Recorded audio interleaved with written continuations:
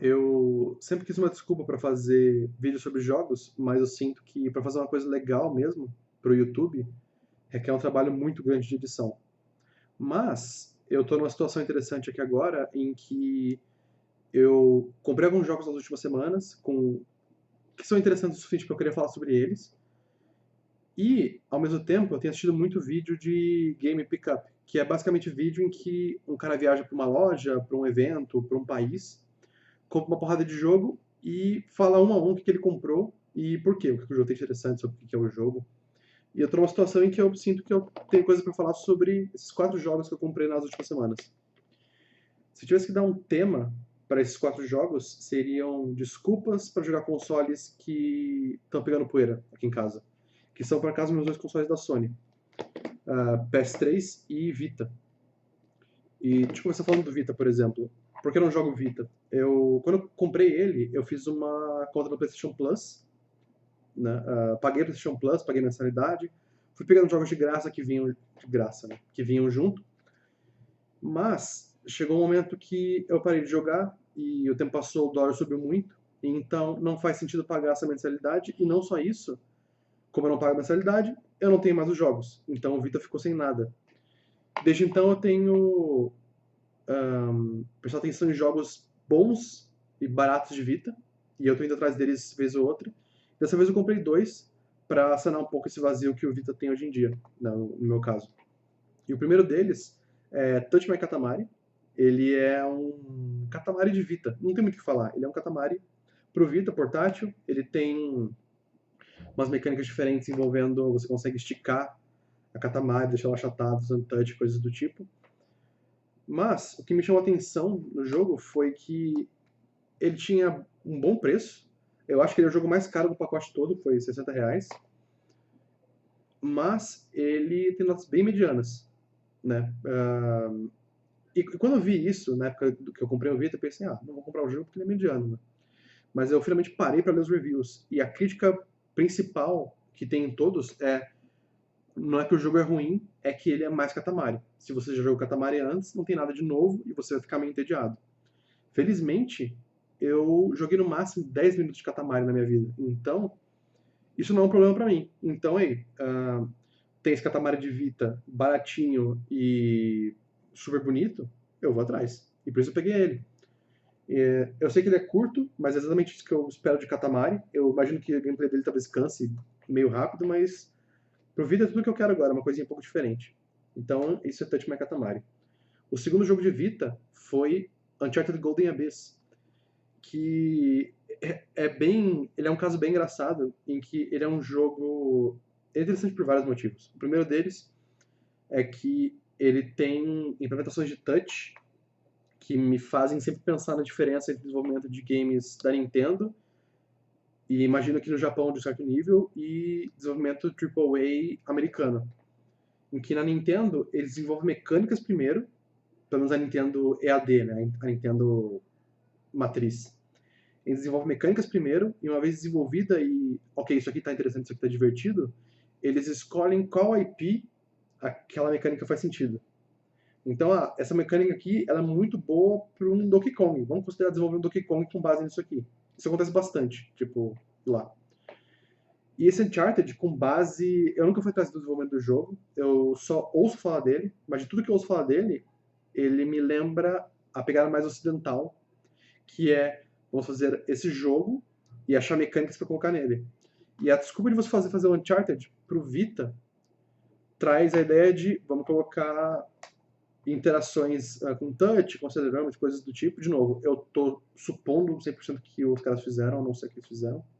Eu não fui atrás da história do desenvolvimento do jogo nem nada.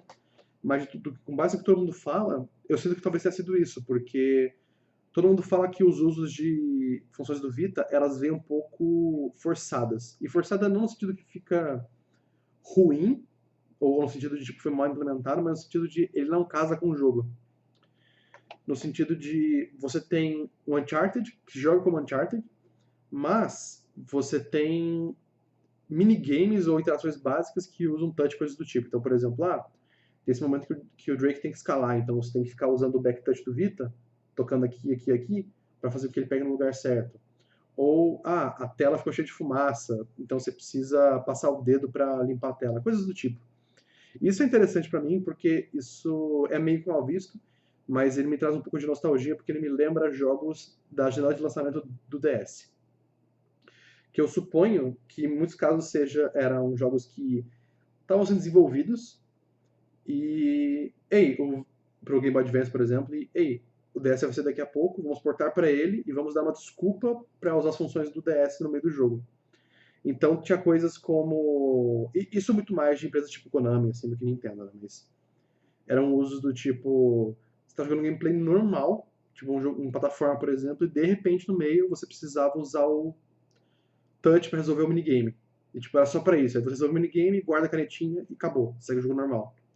Quase um comercial, assim, quase, enfim. E eu sinto que eu vou ter muito essa vibe com Uncharted, o que torna ele super interessante porque é como se ele fosse um jogo de DS com um orçamento AAA. Então eu fiquei bem curioso para ver como é que isso funciona. Fora que esse jogo, ele não é considerado um Uncharted muito bom, apesar de ele ser considerado um bom jogo, ele não é um bom Uncharted. E pelo visto eles não têm o maior interesse de portar esse jogo para mais nada. Então é um jogo que vai morrer no Vita. É um jogo que todo mundo que tem Vita tem esse jogo, então ele ficou bem barato de pegar. Então aí, vamos dar uma chance. Vai ser o primeiro Uncharted. Talvez seja um lugar ruim para começar a série, mas vai que é bom. E por fim, tem 2 jogos de PS3. E o PS3 está naquela época em que o jogo ele é velho, mas ele não é retrô. Então eles são jogos muito baratos. E eu comecei pegando Shadows of the Damned, que é um jogo do Suda51, que é um cara que ele faz personagens em mundos muito cheios de personalidade, histórias muito bacanas também, com o Shinji Mikami, que é um designer japonês lendário. Tipo, ele é o cara que basicamente criou Resident Evil, ele é o responsável por toda a revitalização que Resident Evil 4 teve. E, cara, é bem louco você pensar que antes de Resident Evil 4 as pessoas não usavam câmera atrás do ombro. Isso é uma coisa que eu não vou dizer que ele inventou, porque sempre tem um jogo que veio antes, mas ele pelo menos popularizou e fez muito bem. É bem louco você pensar que existia uma época que isso não existia, né? Não era usado, né? Mas ele é um designer muito, muito bom. Tipo, outro jogo dele, mais recente que eu joguei foi Vanquish, que é, tipo, excelente. Tipo, é muito, muito bom. Ele é super de nicho, as pessoas não conhecem muito ele, mas, tipo, putz, tem muito que ir atrás, porque é muito divertido mesmo. E esse jogo, o Mikami, aliás, eu sinto que ele vai suprir um problema do Suda, que é fazer gameplays que são... Não é ruim, mas ele nunca é muito bem desenvolvido, num ponto que às vezes ele é meio raso. Então você tá mais pela piração da história dos personagens do que o gameplay de fato. E talvez nesse aqui um tenha resolvido o problema do outro, porque esse jogo ele era bem avaliado pra época. Ele não é tão popular assim, mas eu lembro que ele tirou boas notas e o pessoal gosta dele. E um gatilho pra eu ir atrás dele também foi o fato de que eu joguei Travis Strikes Again, que é um spin-off de No More Heroes, que tem um mundo inteiro, um capítulo inteiro que acontece no mundo desse jogo. E era um nível que, se você não jogou esse jogo, você não entende muita coisa do que está acontecendo. Então aí, talvez eu jogue esse aqui e depois jogue o Travis Strikes Again de novo para ver o que eu tava perdendo. Mas é isso aí, Shadow of the Damned. E por fim, eu peguei um jogo que... Time Crisis, no caso, que é um jogo cujo gênero ele conflita muito com o meu gosto pessoal.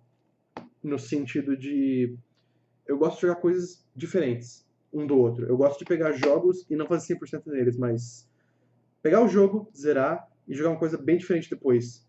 E jogar coisas cada vez mais diferentes uma da outra, cada vez mais obscuras. Às vezes eu tô ok do jogo ser mais mediano se ele tiver um gameplay muito diferente, por exemplo. Eu gosto de novidade nesse sentido, né?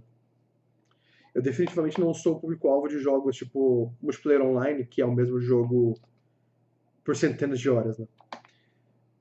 E é assim que eu jogo já faz uns 10 anos, né? Eu gosto de gerar coisas em sucessão. Ao passo que Rail Shooters, que é o caso de Time Crisis, Rail Shooters são jogos que você joga várias e várias e várias vezes o mesmo jogo, só com o intuito de conseguir um score melhor. Então tem esse conflito aí de... Eu gosto de jogos diferentes, mas isso aqui é sobre jogar a mesma coisa várias e várias vezes.